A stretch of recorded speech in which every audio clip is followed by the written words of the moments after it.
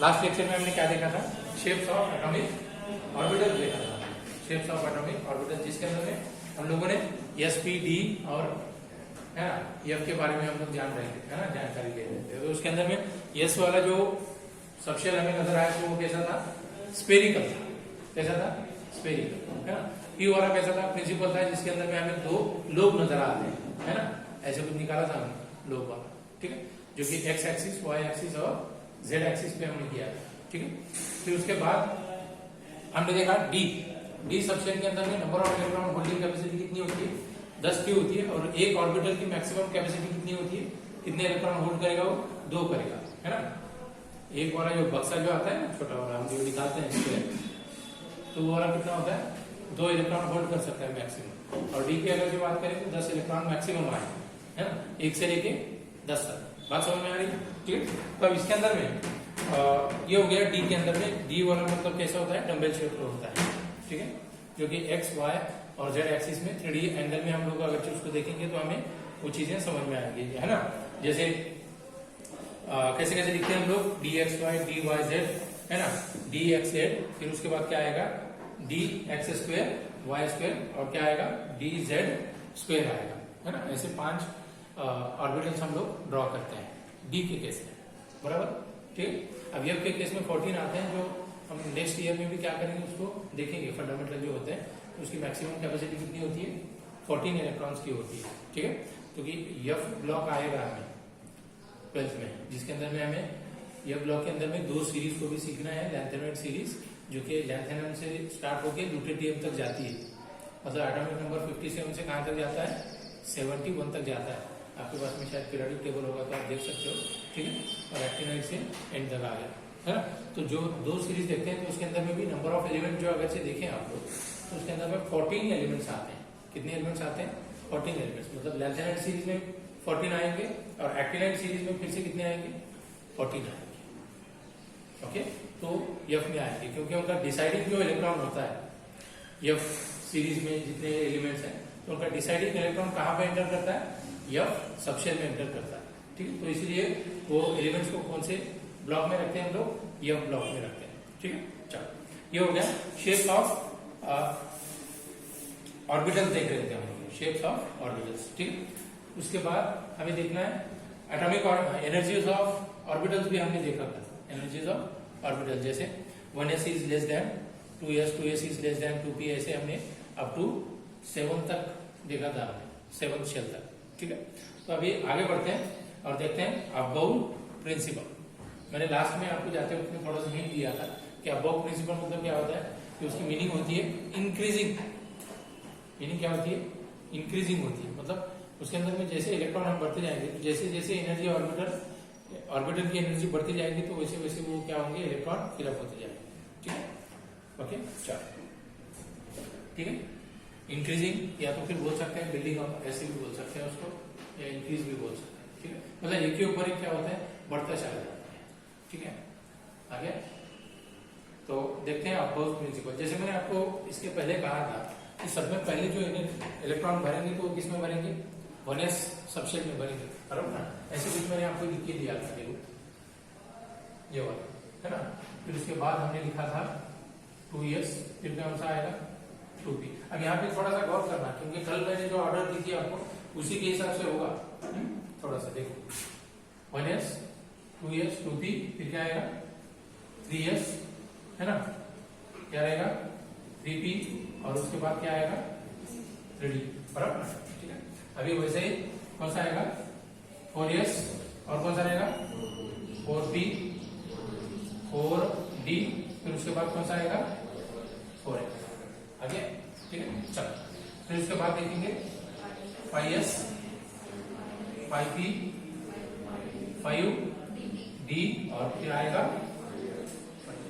ठीक है। अभी नेक्स्ट स्टेप देखते हैं, क्या आएगा 6s 6p 6d, और आएगा 6f, बराबर ना, ठीक है।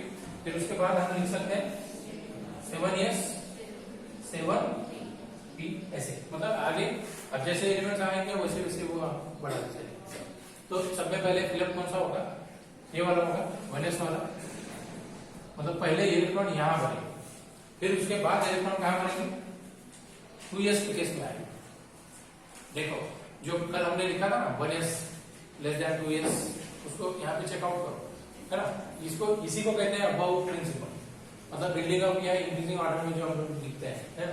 पहले कौन सा ऑर्बिटल फिलअप होगा, 1s होगा, फिर उसके बाद 2s होगा, फिर उसके बाद 2p होगा, क्योंकि एरो हम लोग किसी कहां से स्टार्ट कर रहे थे, कहां से स्टार्ट हो रहा है और कहां पे एंड होगा, ये वाला होगा, है ना। देखो 1s 2s 2p 3s, फिर क्या होगा 3p, फिर क्या आएगा 4s, फिर अब क्या आ रहा है, अब थोड़ा सा ध्यान देखो, पहले कौन सा फिलअप होगा, 4s के बाद 3d फिलअप होगा, है ना। कभी कभी हम लोग क्या करते हैं कि स्पीड के अंदर में रिदम में जब होते हैं तो 3s 3d, फिर क्या कौन सा फिलअप करते हैं, 3d फिलअप करते हैं, ठीक है। तो पहले कौन सा होगा, 3d होगा, फिर 4s, ठीक है। तो इसको ऐसे एरो बना सकते हैं, ठीक है। फिर उसके बाद कौन सा आएगा, 4d 4p और ये ऐसे, ठीक है। फिर उसके बाद ये वाला करो, ये ऐसे आएगा, और ये लास्ट में ऐसे लिख सकते हैं। और अगर से यहाँ पे मान लो कि मैंने 7d अगर से बना दिया तो इसको ऐसे कर सकते हैं, बस समझ में आया, ओके। आगे वही सीक्वेंस आता है जैसे हमने कल देखा था, तो इसी को कहा जाता है अबव प्रिंसिपल, है ना। तो अबव प्रिंसिपल में होता क्या है कि जितने भी हम इलेक्ट्रॉन्स क्या करते हैं, फिलअप करते हैं, है ना, क्या करते हैं हम लोग उसके अंदर में increasing order of energies of orbital, इसके ऊपर में फिलअप करते हैं, है ना। जैसे जैसे ऑर्बिटल की एनर्जी बढ़ती जाएगी तो वैसे वैसे इलेक्ट्रॉन उसके अंदर में फिलअप करते चलेगा, है ना, ठीक है। चलो आ गया, तो ये ड्रॉ कर लिया आपने, किया,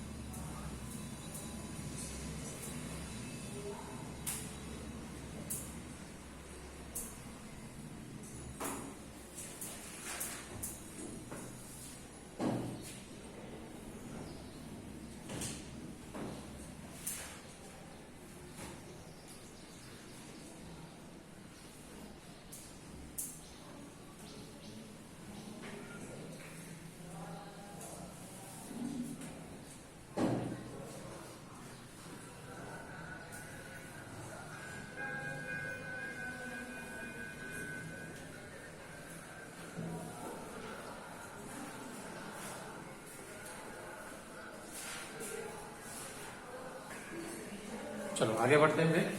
ये हो गया अबव प्रिंसिपल। अच्छा उसके नीचे एक दो नोट लिखना नीचे, देखो देखो number 1 Aufbau principle AUFBAU,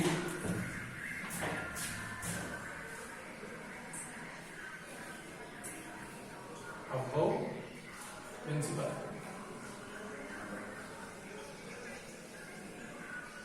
Aufbau principle है, उसके अंदर में लिखना Aufbau principle. It is based on, देखो it is based on number 1, एक नंबर देना, प्यारा चेंज कर। It is based on increasing order of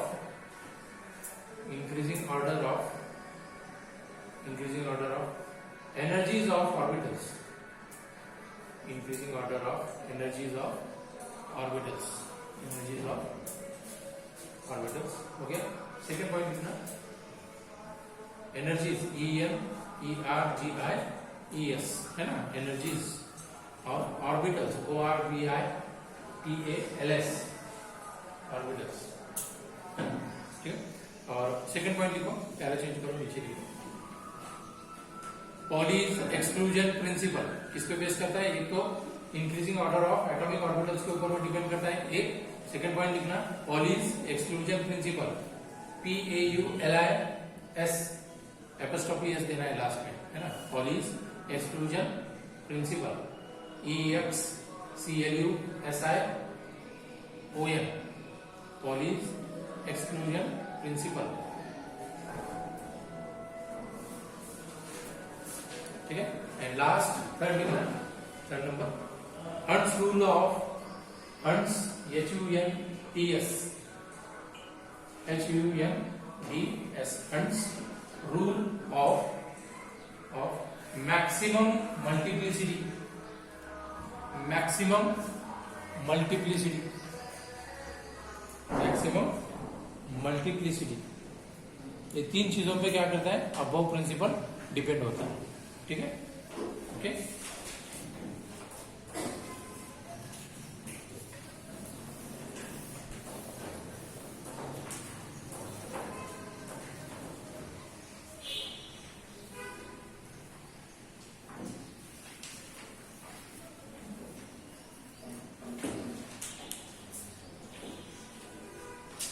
है ना।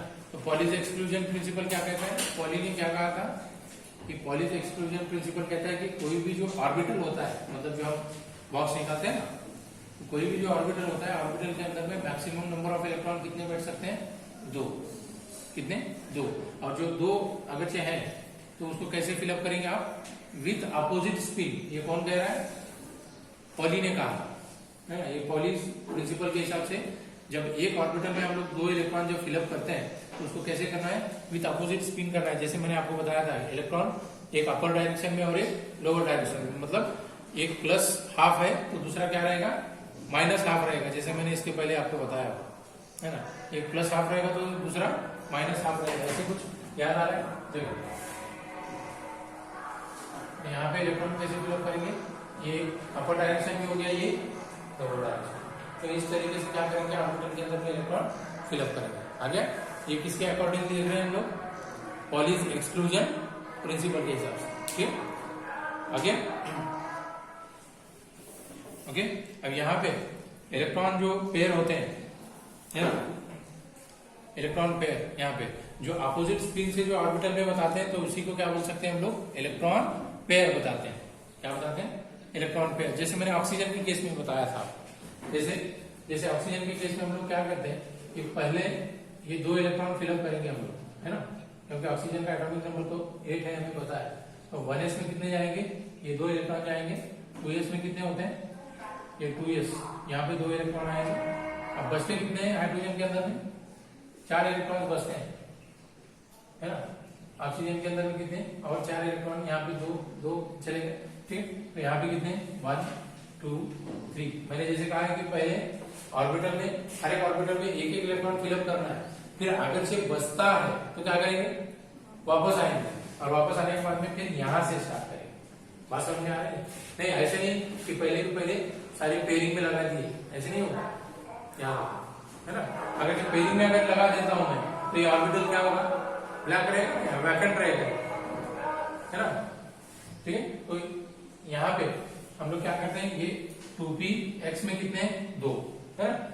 2p y में कितने आते हैं बच्चों, यहाँ पे कितने 1, और 2p z में कितना आता है 1। आगे मतलब यहाँ पे y और z वाले जो इलेक्ट्रॉन्स होते हैं, तो ये अनपेयर्ड इलेक्ट्रॉन्स होते हैं। ये कैसे होते हैं, अनपेयर्ड इलेक्ट्रॉन्स होते हैं, है ना। इसलिए ऑक्सीजन क्या करता है, मैक्सिमम 2 बॉन्ड क्या करता है, वो फॉर्म करता है ना, डबल बॉन्डेड होता है ऑक्सीजन, ठीक है। और यहाँ पे ऑक्सीजन के ऊपर में जो हम लोन पेयर बताते हैं, है ना, डॉट, है ना, तो कौन से होते हैं, एक तो 2s वाला होता है और 2p वाले, ये 2, है ना, 2 4 इलेक्ट्रॉन पेयरिंग में बताते हैं, जिसको लोन पेयर कहा जाता है। बात समझ में आई, ये इसके पहले भी मैंने बताया था। अच्छा, तो यहाँ पे जो इलेक्ट्रॉन्स होते हैं, तो ये इलेक्ट्रॉन्स को कैसे लिखना है, अपोजिट स्पिन से लिखना है। कैसे लिखना है, अपोजिट स्पिन से लिखना है।